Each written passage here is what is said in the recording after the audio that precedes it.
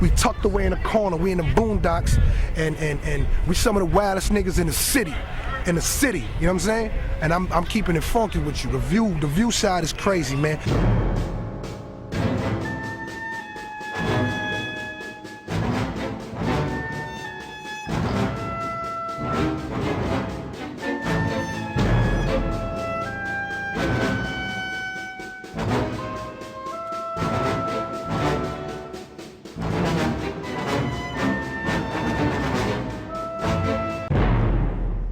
In New York City, if you are a blood, it wasn't real till my man touched it. Peter Rollack. Home of the murder gang, Sex Money Murder, I'm sure y'all heard of it. Once he touched it and being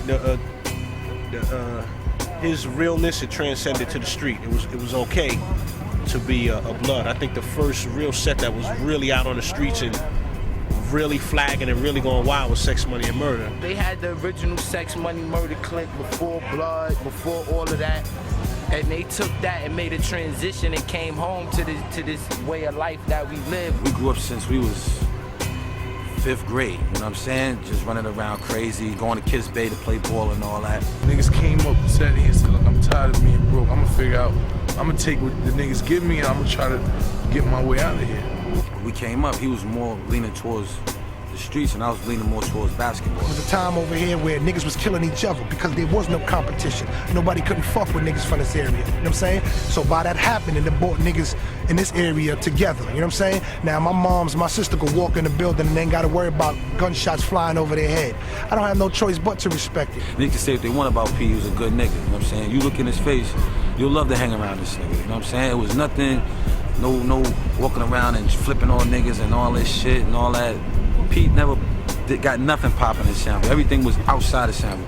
You always want to come back home where you could just sleep on a bench or go anywhere where you feel safe at, you know what I'm saying? So all that shit when niggas did all that dirty shit to him, like that shit was disgusting, man. You know what I'm saying? Niggas know who they are, man. I don't think you could judge any individual that's trying to change his circumstances, especially when he's not given the same opportunities as another man.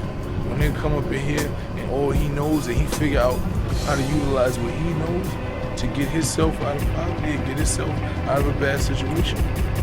They call them niggas, they call motherfucking, usually they call them kings and presidents and all that. That's what they do.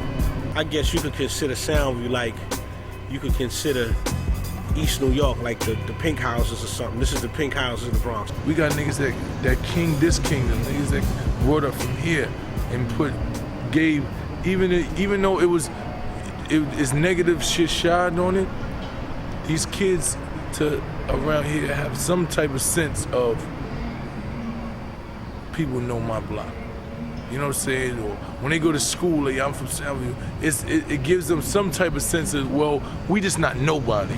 We in the same projects where the Thanksgiving Day massacre happened in '97 where like 5 people got killed, you know what I'm trying to say? From allegedly a hit in prison sent by, Pistol Pete. It's like 60 niggas from right here, Soundview, Monroe, Castle Hill, all the little side blocks in the feds or up north.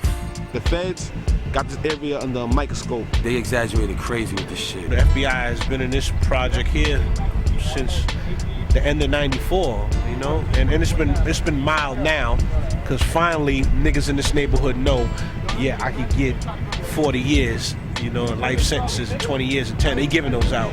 But every once in a while, the FBI show up. They kind of stopped my career. They didn't stop it. They stutter step my shit. They made me just put it on pause for a minute.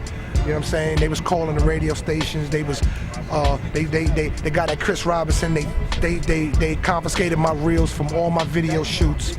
You know what I'm saying?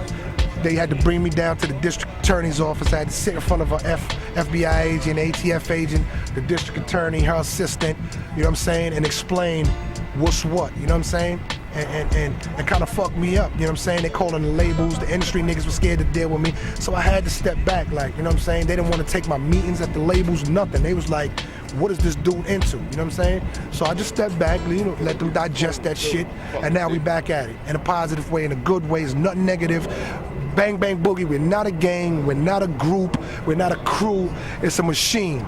It's a machine, baby, and we doing what's good for the hood.